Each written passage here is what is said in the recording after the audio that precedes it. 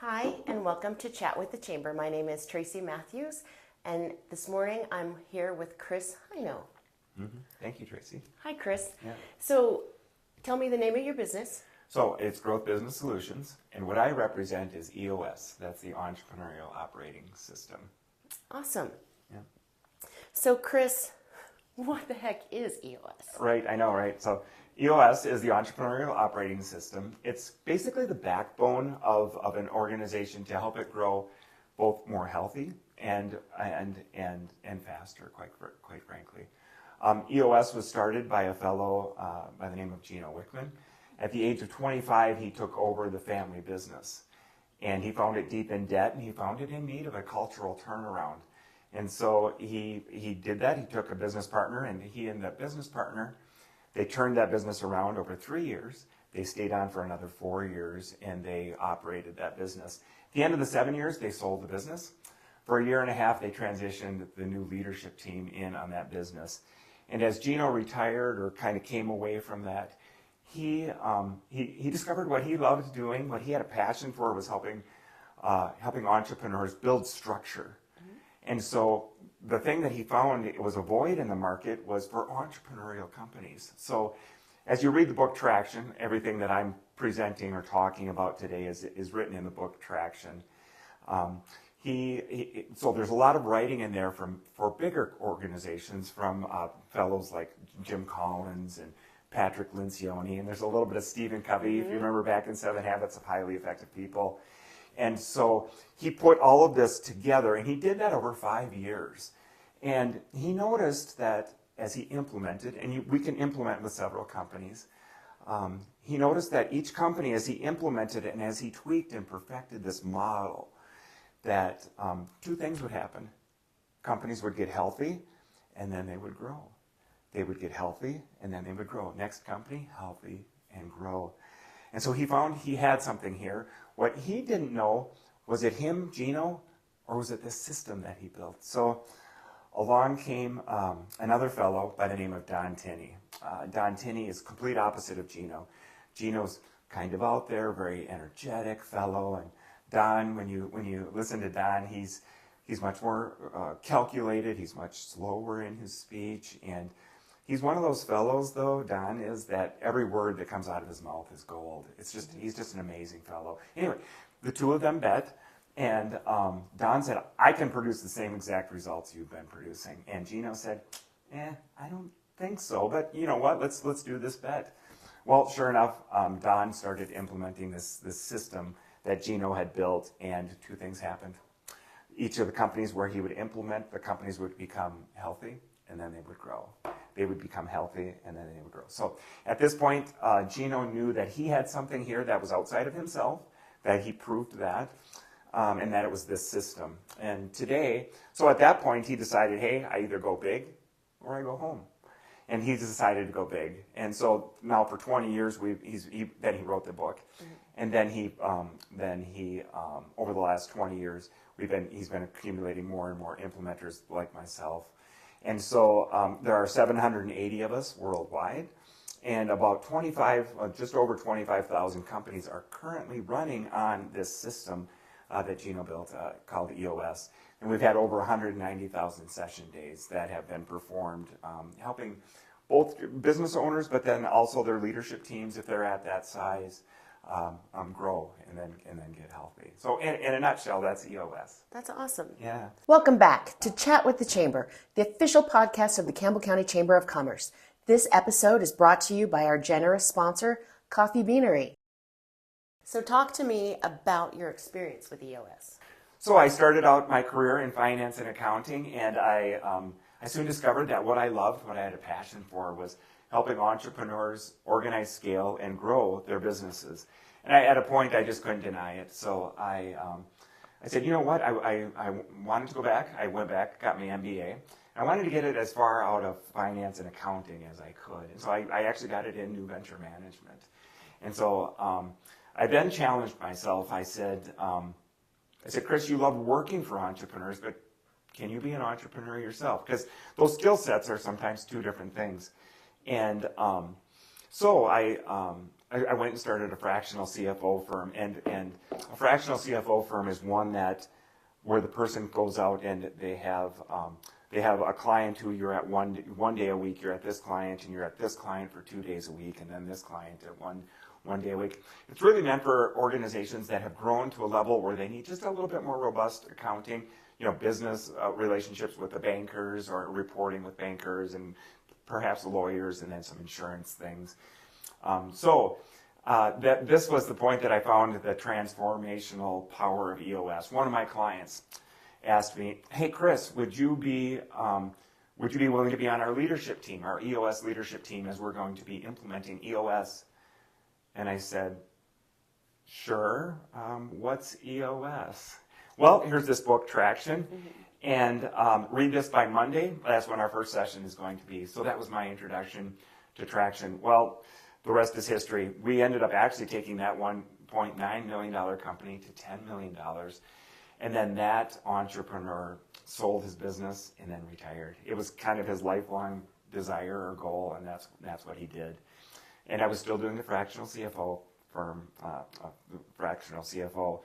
So my next client, one of my next clients, I should say, had a need for an EOS integrator, and I can talk a little bit about that structure. But needed an integrator who would run to come in and be a CFO, but then also be the integrator, as they had just implemented EOS.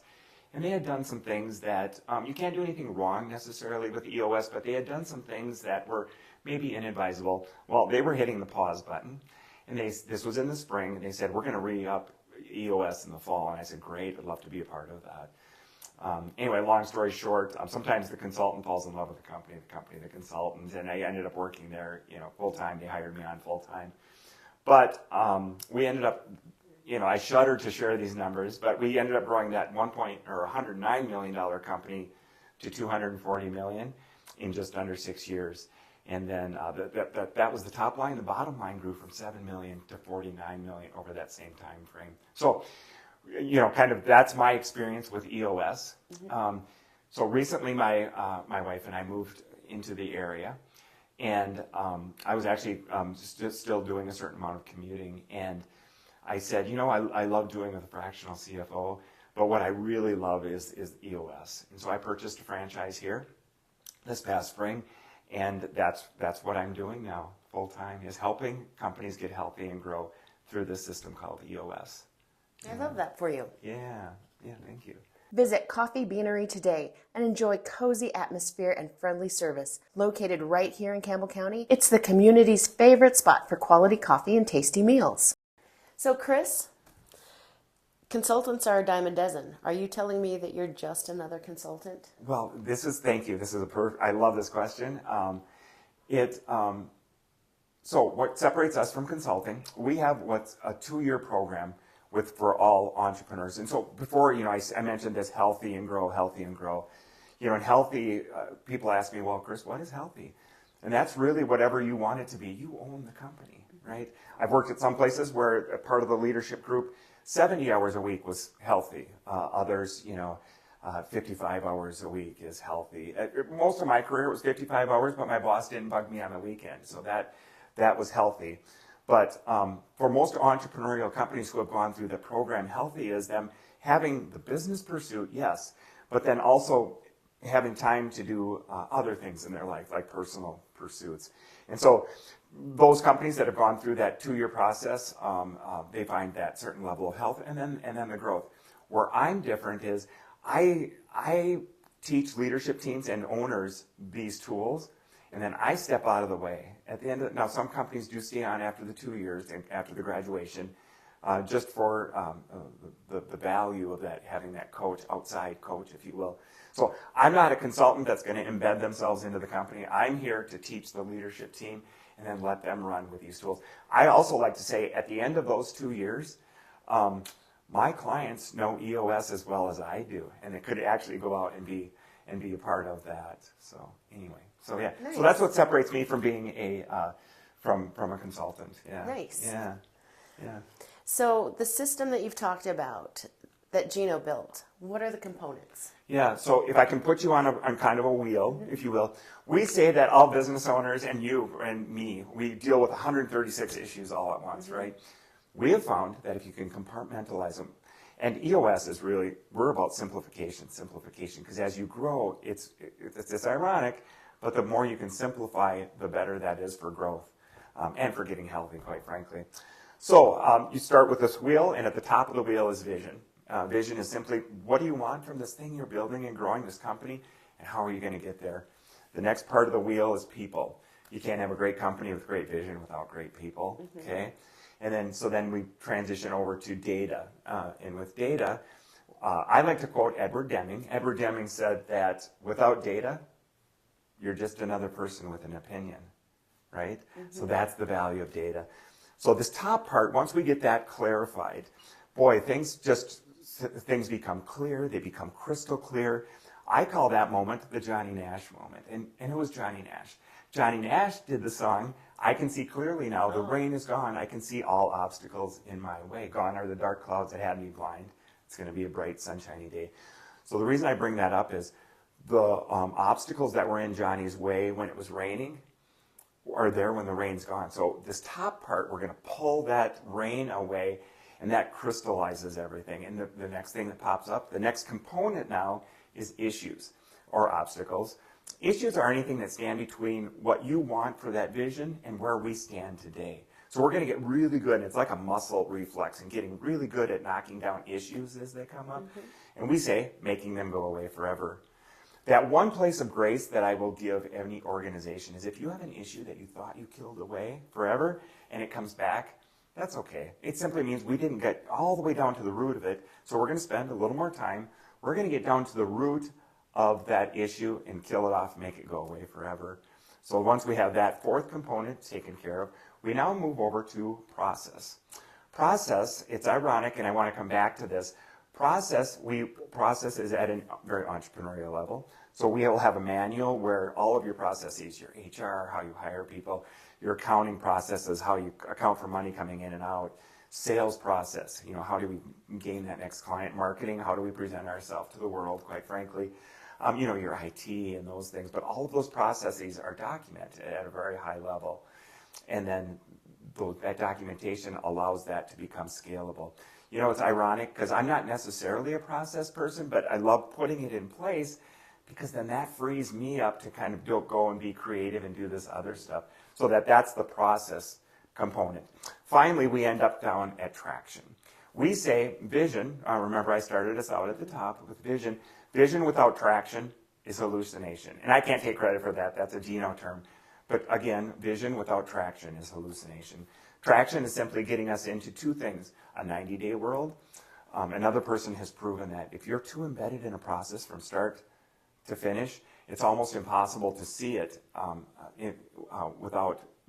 while you're embedded in that and being part of that. So every 90 days, we pull the company, the leadership team out of their business, and then we work on the business. Yep. So every 90 days we do that. We set goals. We say, did we get done in the last 90 days what we said we were going to get done? And then what goals do we need now to, so that in the next 90 days, things we need to get done in the next 90 days so that we can achieve those terms or the vision that we've set for ourselves. And then we also have what's called a meeting pulse. The meeting pulse is a weekly cadence because if you're like me and you have 90 days to get something done, you're going to get everything done in day 85, 86, 87, right? With this weekly pulse, we make sure that there are none of those spikes and that we're kind of always operating at that level. So, nice. Yeah. So those are the 6 components. Yeah. So we're taking 136 issues that we deal with all the time, and we're putting them into these 6, into that simplification. Nice. Yeah. So. So, wait a second. I did a little research. Aren't there 8 questions that make up the core of EOS? There is, and Tracy, thank you for asking that, because, so under that vision, remember, on this wheel that we put together, there are 8 questions that we answer in that. The first one is, what are your core values? That is simply, who are you at your core, what do you believe in your core values? Ironically, Jim Collins, in his writing in his book, Good to Great, specified that there's two things that make a company that's separated, and all of that research that he did, good to great. And the very first thing are those core values. So we're going to live by them, we're going to hire by them, and we're going to fire by them. And we're going to set it up so that when we get to that people component, we want to attract the right people for our organization and repel those who we really don't want, or better off, we say it this way, we say better off to be working somewhere else. Yeah. So the second question is your core focus. Your core focus is, what do you love to do and how do you make money doing it, right? Our oldest, one of his love languages is music. And I recently heard a podcast with one of his, the top band members of one of his favorite bands say it this way. He said, we make our best music when we're in the studio and we're hammering away doing the music we love. And he said, you know what? Ironically, and maybe not ironically, that's what, from a monetary standpoint, it hits the best and seems to resonate best with our listeners. So we have core values, and that's our core focus. What do we love to do, and how are we going to make money doing it? The next question is our 10-year target. Jim Collins would call that your BHAG, that big, hairy, audacious goal. And love setting that 10-year. That can be a 5-year or 5-year up to a 30-year target. We like to specify with 10. And I like to say to people who are entering into EOS, be careful what you wish for in that 10-year, because we're going to get you there. The next question that we're going to answer is your marketing strategy. So number 4 is your marketing strategy.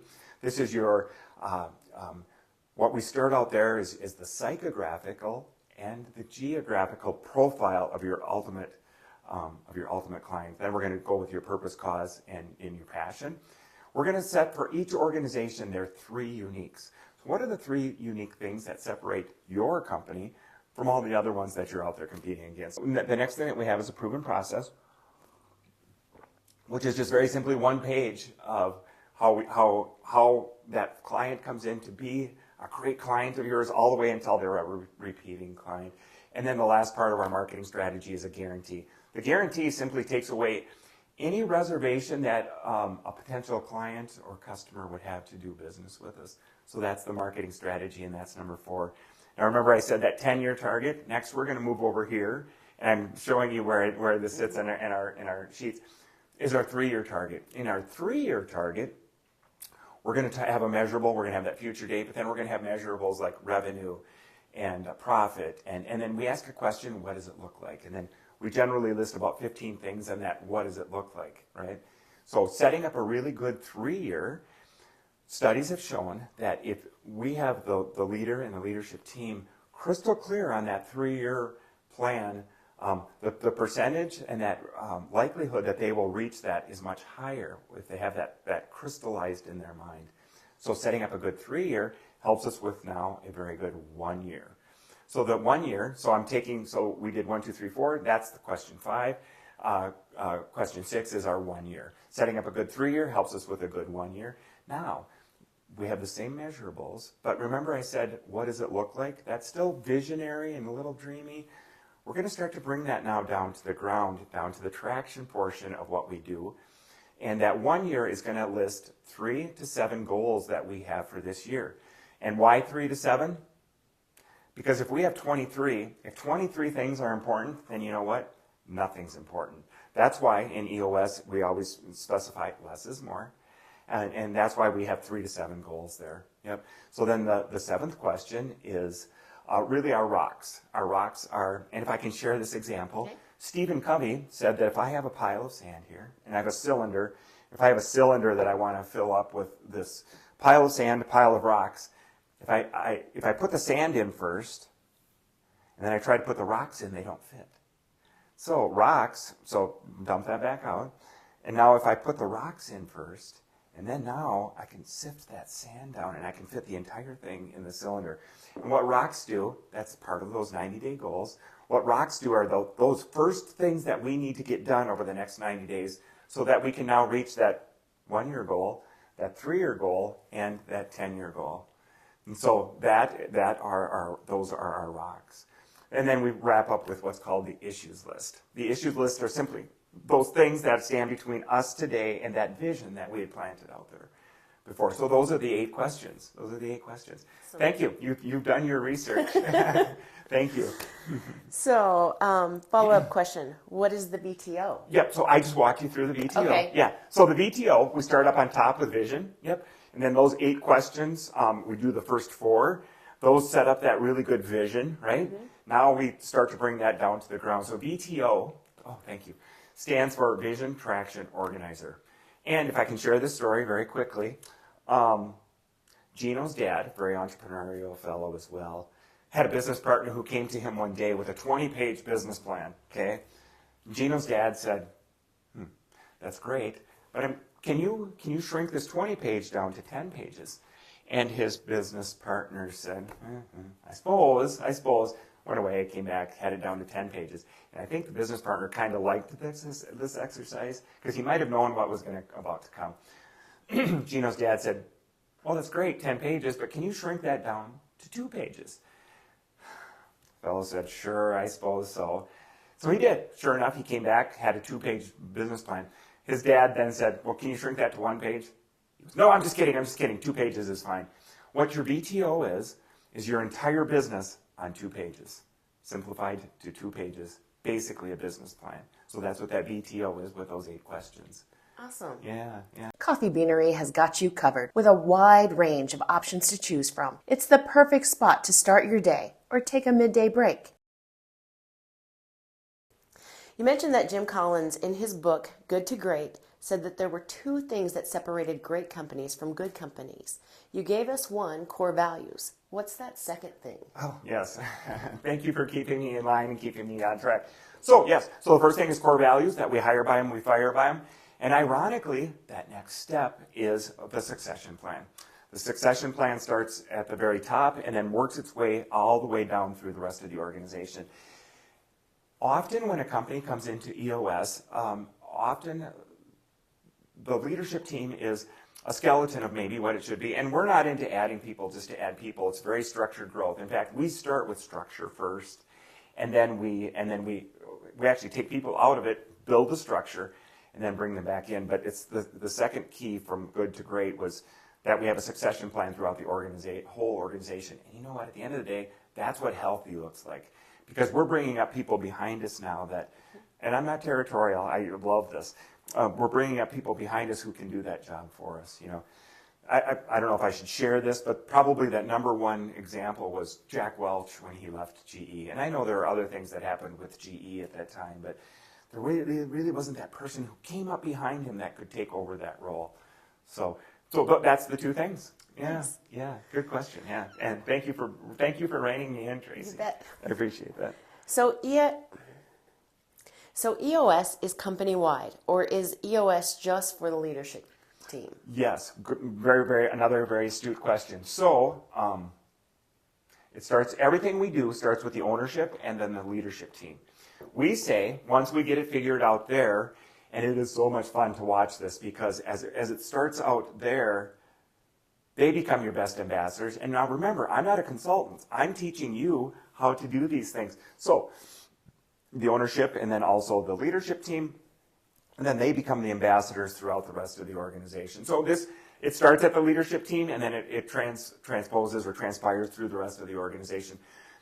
Say it this way, I just deal with leadership teams because I'm teaching you how to do these things. And again, at the end of this process, you're going to be as good at EOS as I am, and with that functioning, healthy, and growing organization. Yeah. Yep, so that goes all the way down. That's awesome. Yeah. The company, the book starts out at $500,000, and I gave you an example of up to $240 million here. These are basic business principles that have stood the test of time. They've been around for thousands of years, and they'll be around for another thousands of years. So these are basic business principles that work at any size organization.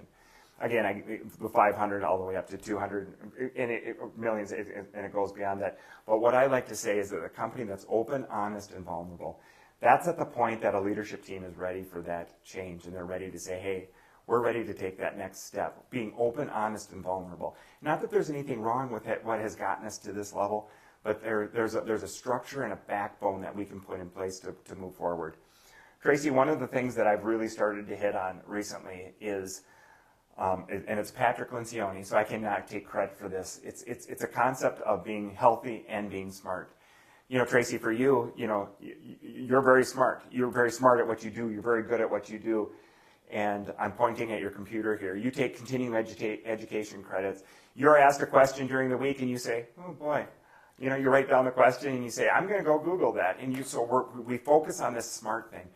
But so often we don't focus on the healthy side of this. And really, if I could sum up EOS, if you made me pick one word, it would be healthy. Because what we're trying to do is get leadership teams and owners to be healthy. So what's my target market? Open, honest, and vulnerable.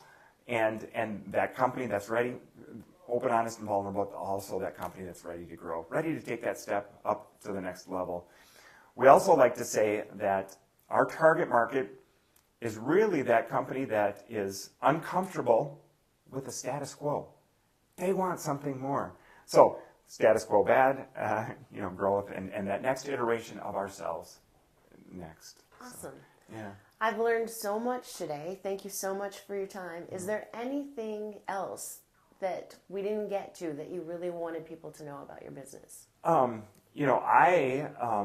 don't know why it took me so long to get involved with the Gillette Chamber. And if I can say this to you, I don't know if I'm turning the tide on you here just a little bit.